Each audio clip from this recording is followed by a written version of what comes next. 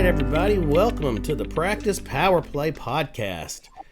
Today's podcast, we're glad to invite one of our longtime friends, the best hygiene consultant and one of the best dental business consultants in the game, Wendy Briggs, and Dr. John Meis with the Team Training Institute. So we get to rap with these two about what's going on and what they're seeing going on in post/mid COVID in 2022 and how January looked and what the opportunities to make some money and get some things going for the future. So Wendy and Dr. John, welcome. How are you guys doing?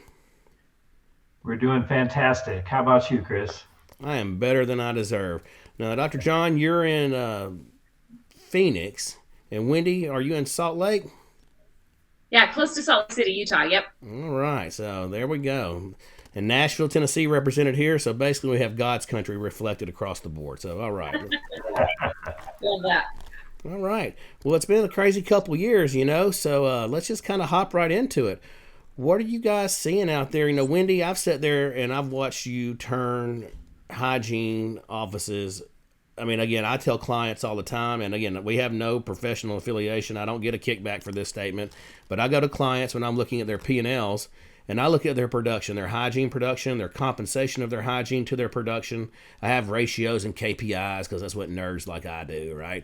And I'm like, look, you need to call Wendy Briggs and have her come in. And I'm like, I promise you, I swear to God, she's done it in offices that I manage directly.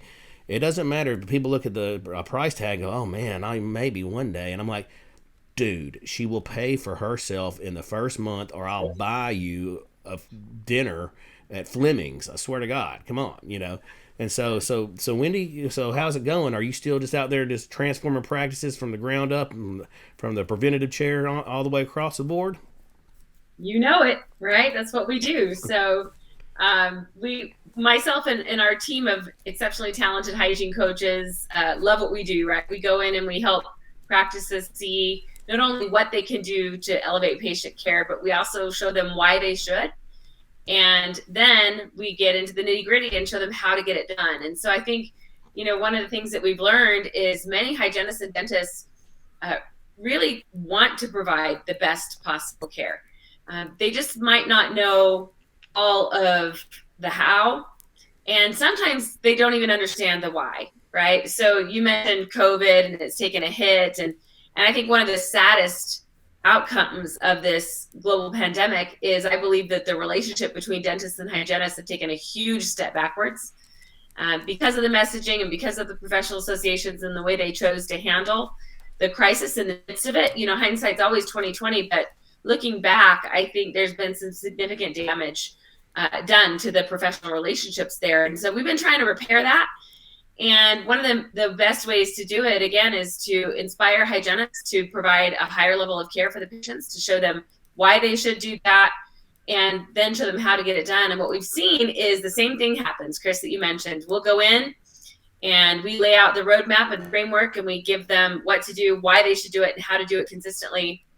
And we see a little transformation happen in that practice right before our eyes. And it doesn't take very long. You mentioned a month. Most of the time it's a week. After a week, we paid for ourselves, and the patients are the ones that benefit the most, of course, but also there's considerable impact to the practice and the providers themselves.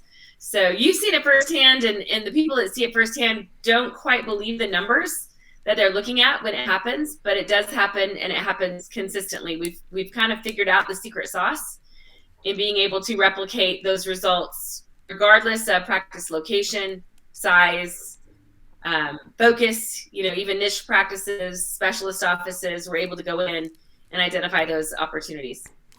Absolutely. And I would say week, but keep in mind I'm putting a steak dinner on the line, so I try to buy myself that month. But yeah, I'll absolutely echo you that.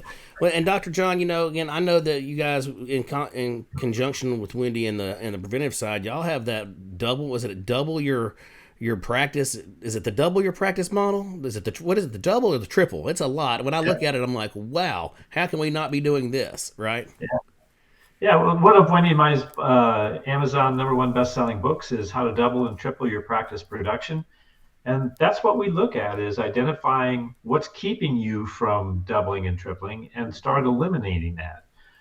And a lot of it is really people's mindset is that they just don't think it's possible. They haven't seen anybody who's done it. And we put them in rooms with people who've done it repeatedly and show them that it is possible and show them the exact steps to get there, the exact metrics to look at. Most dentists in this country, they look at 3 stats, collections, production, and new patients. But none of those are related to profit. None of them are highly correlated to profitability. Right. And I can certainly show people that too many new patients is just as harmful as not enough new patients, because how it affects our case acceptance process.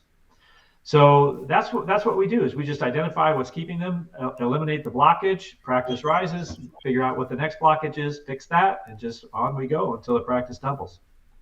Nice. And it's really, really interesting. And I heard a lot about, you guys for over the years, and seeing Wendy firsthand in offices that I manage on a day-to-day basis.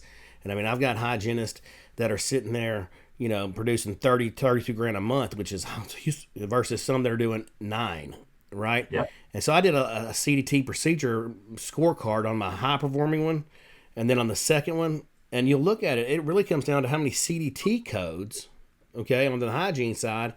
But like, I'll go in and I'll do a practice opportunity analysis, statistical analysis, because I'm the KPI guy, right? And I'll look at hygiene, and I'll look at the fluoride, and I'll look at the interior PAs, and I'll look at the perio as components, and I look at indirect to direct restoration percentages and fee schedules and procedure mixes and the whole 9 yards. We can typically find, with our eyes closed, $250,000 with the light switch, right?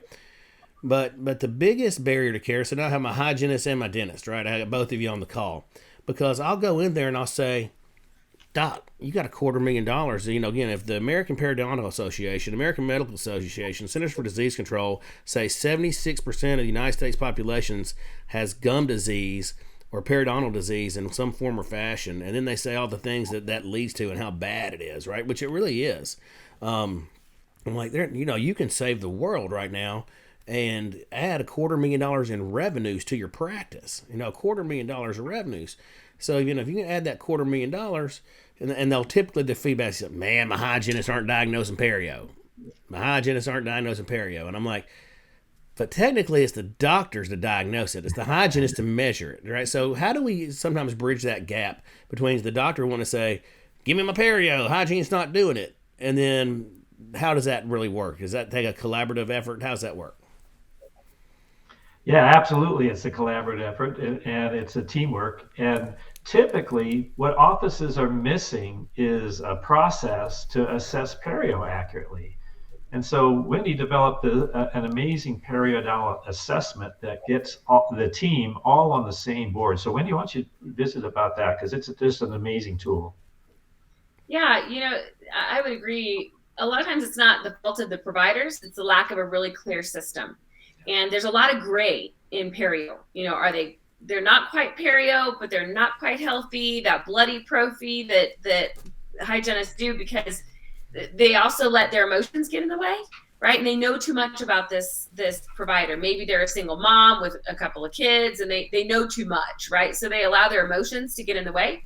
So what this assessment does, it's very similar. It's familiar to a lot of providers, because it's similar to what they use in school when we're first learning how to assess periodontal disease. But what this tool does is it allows us to all be using the same formula to determine if this patient is healthy and we're going to do regular prophy, or if they need more than that. And if they do need more than that, what actually do they need? So what it does is it gets everybody on the same page. Chris, you mentioned if you go to the hygienist and say, we could find $500,000 in perio, that's absolutely the wrong thing to say. I know. It never works. I'm a failure. Because hygienists look at that and look at the dentist and saying, well, greedy dentists just want to take advantage of patients. You have to language it the right way. And that's one reason I think that our team is so successful in working with hygiene departments, is that we are that one of them. We're hygienists ourselves. And so we can approach it as production is never the goal. Instead, we understand that production is a result that comes when we do the right thing for the patient.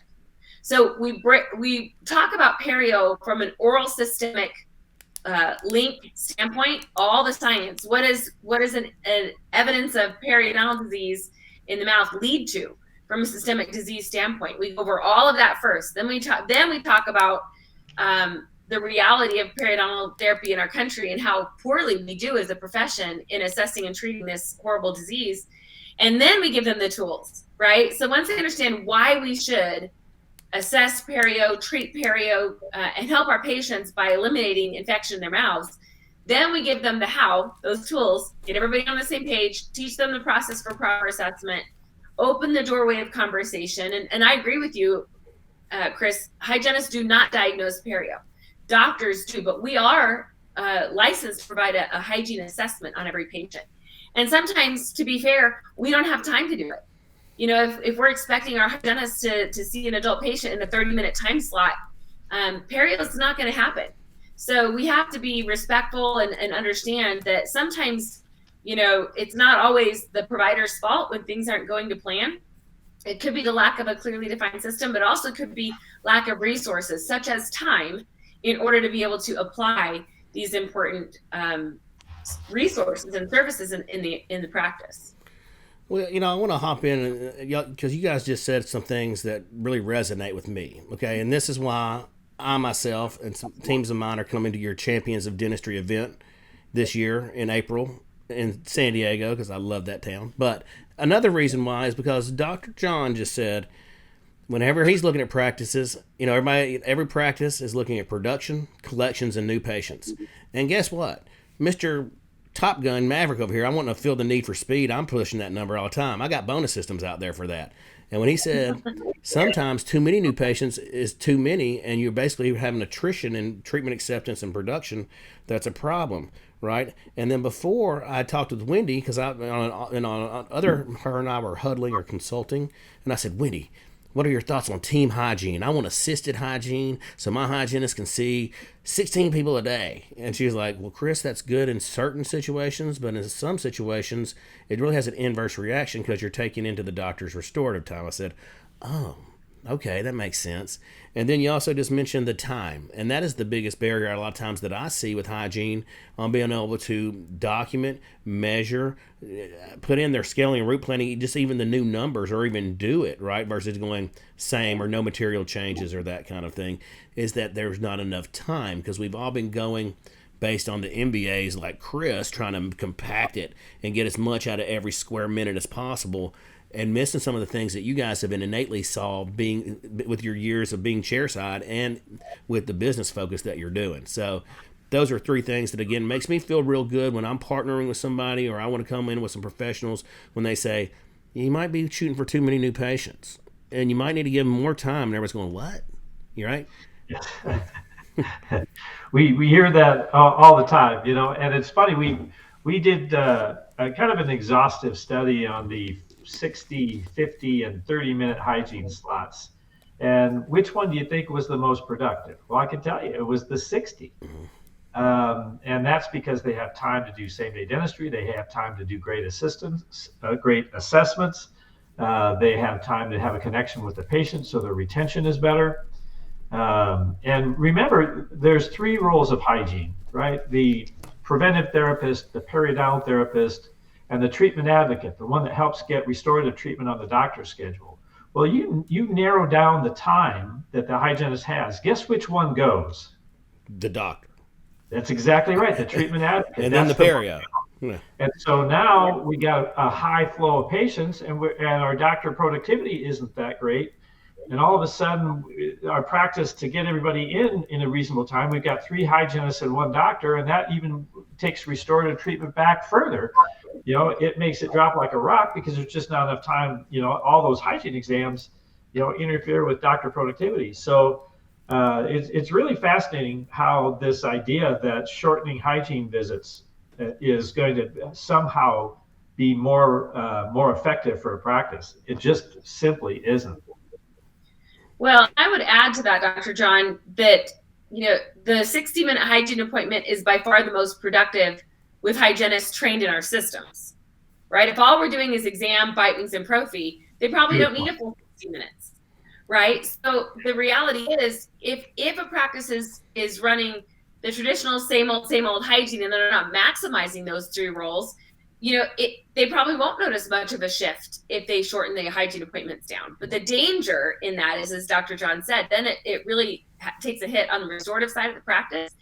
And we all understand that's one of the main reasons to have a healthy hygiene department, is to feed restorative into the doctor's side. So if that segment is broken, the practice is not going to be long-term as successful as they could. And that's one thing we really haven't explored too much in your practices, Chris, yet. I mean, we've really focused on the preventive role and the periodontal role, but we have a case acceptance program that we put on and work on that doctor hygiene partnership, not just on the perio side, but on the restorative side. Like that's powerful. We've seen doctors double their production just by tweaking a few things in that regard. So in that instance, we're not talking about just the hygiene revenues that take a hit. We're talking about the overall practice revenues that take a hit if we don't focus on that partnership and we don't give hygienists time to use the technology. We hear from doctors all the time that say, "Yeah, I bought these intraoral cameras. I got this iTero scanner. Nobody wants to use them." Well, it's often not because they don't want to. Maybe we don't have a system for implementation, but also we may not have adjusted the time frame at all. So yet again, we have a 40-minute hygiene appointment, and our expectations are unrealistic about what we can physically accomplish in that time. So, there's so many different areas that we could talk about. And I would say, too, your comment about assisted hygiene, Chris, in our current situation, our current climate of labor shortage, we have seen many, many, many practices shift to our model of assisted hygiene to help them get through this time where hygiene providers are in very short supply. Mm-hmm. So in the right circumstances, the assisted model can be a lifesaver. I personally love the assisted model. I worked it, but I also had multiple doctors in the practice. So again, all of these things come into, when we provide our comprehensive assessment for a practice, we'll look at the doctor's goals, what they want to accomplish. We'll look at the current performance of hygiene providers. And just like you can on the financial side, we can usually find $250,000 to $500,000, sometimes over $1 million in opportunity, just with a few small, subtle tweaks to their systems. And that gets really exciting, right? Yeah. Well, and I really appreciate the way you guys come across it. And again, whenever I see the cookie cutters going, "Hey, you gotta, you have to be fee for service. You have to be this." I'm always like, if they say you have to be aware. And and you guys are like, it depends. That's everybody hates that answer, but you know what? That's the correct answer. It really, really is. And because, and you mentioned the same day, and that's something that the traditional model is always like 2 up front, 2 hygiene, 2 assistants, and a doctor. Right? You got 6 + 1, and they're just one happy family.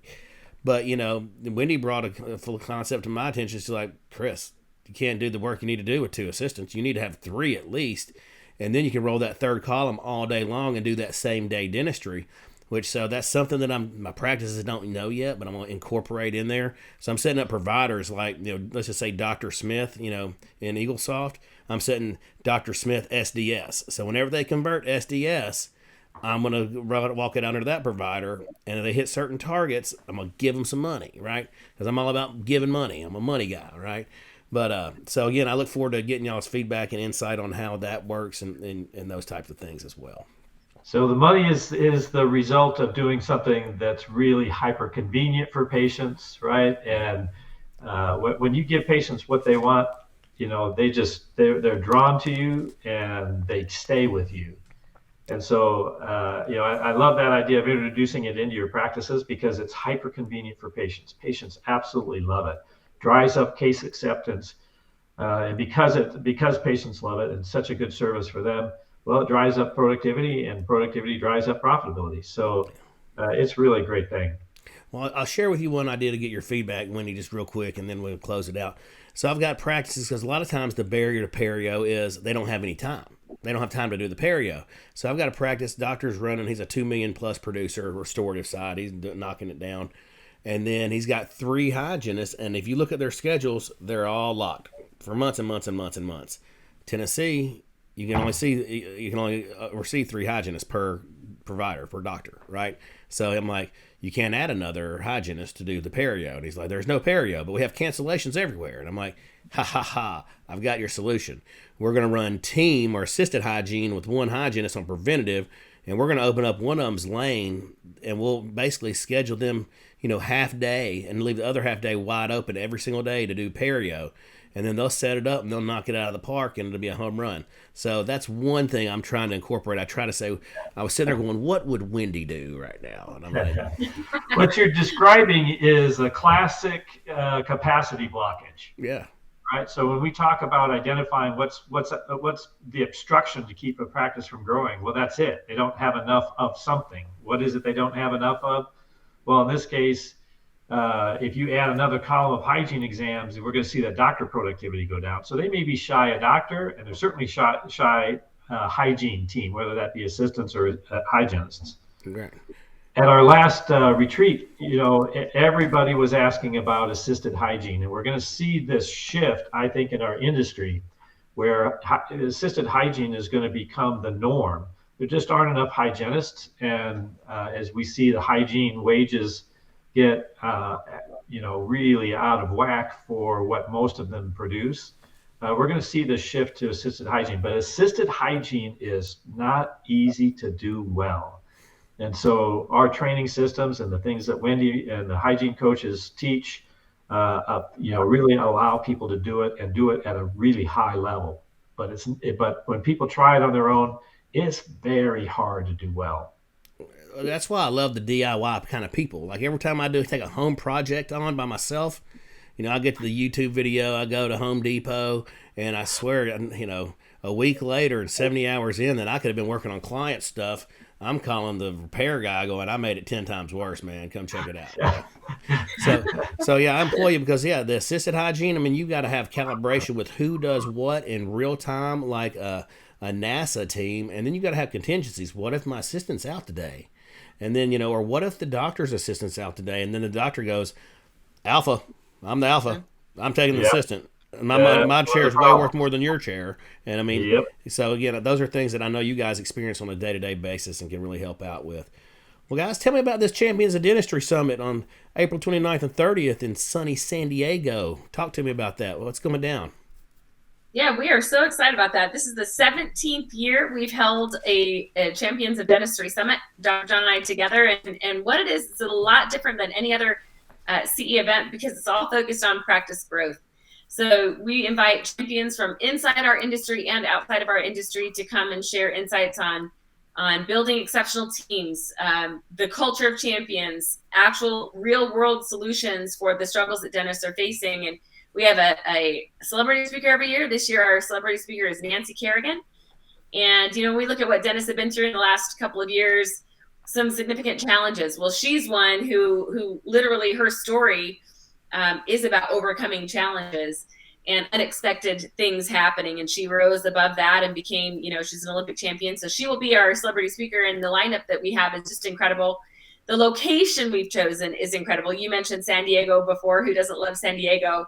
But we happen to be on the historic Hotel del Coronado on Coronado Island, an amazing resort. We've got golf right there. We've got a luau planned, a beach party planned, in addition to some power-packed days of incredible speakers. So for listeners who are looking to re-energize their team and accomplish more in 2022 than they have in any year previously, this is how you do it. You surround yourself with champions and learn what the best of the best are doing differently than the masses. And this is where that magic happens. Fantastic. All right. Well, thanks, Dr. John and Wendy. Thank you so much for joining us today. And I look forward to seeing you guys in April and to continue to collaborate as always, as we do offline, on how we can help practices and just be more, not do more production, but be more better clinical services. Let's put it that way. Awesome. Chris, one more thing. Dr. John and I, a lot of the things that we talked about today are outlined in that book that he mentioned earlier. So let's do this. For your listeners, let's go ahead and give them a free copy of that book. Absolutely. So if they want to go to wendysfreebook.com, so WENDYS freebook.com, they can request their own copy of the Ultimate Guide. And then that will also, I know we've also talked about having special pricing for your practices and the people that you serve for our summit too. So just have them watch for that. We'll be sending them something with that information shortly. And that way they'll have everything they need. They'll have the book, they'll have access to the summit at a reduced rate, and they'll be ready to go. Sounds good. That's awesome. Hey, thank you both so very much, and I look forward to doing it again soon. All right. Thanks, Chris. Thank you. All right, bye-bye.